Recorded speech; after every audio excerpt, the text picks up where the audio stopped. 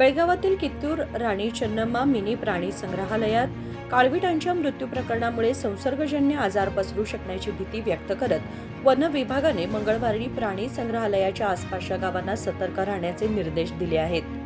बेळगाव तालुक्यातील भुत्रामनहट्टी येथील राणी चन्नम्मा मिनी प्राणी संग्रहालयात असलेल्या 38 पैकी 31 काळविटांचा गल्ले रोगाने मृत्यू झाल्याचा संशय व्यक्त करण्यात आलाय.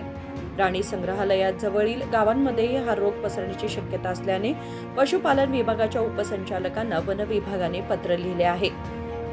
शाकाहारी प्राण्यांनाही हा रोग लागू शकतो, त्यामुळे असे प्राणी पाळणाऱ्या लोकांनी काळजी घेण्याचे निर्देश देण्यात आले असून हा संसर्गजन्य रोग पसरू नये म्हणून आवश्यक ती सर्व पावले उचलण्याची विनंती पशुवैद्यकीय अधिकाऱ्यांना करण्यात आली आहे.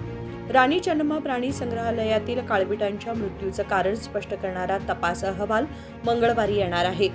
मृत काळविटांचे शवविच्छेदन अहवाल दुपारपर्यंत मिळणार असून त्यामुळे नेमके कारण स्पष्ट होईल. 31 काळविटांचा मृत्यू झाला असून 7 काळविटांवर उपचार सुरू आहेत. या 7ही प्राण्यांच्या प्रकृतीत थोडी सुधारणा दिसून आली असून उपचार पुढे सुरू आहेत.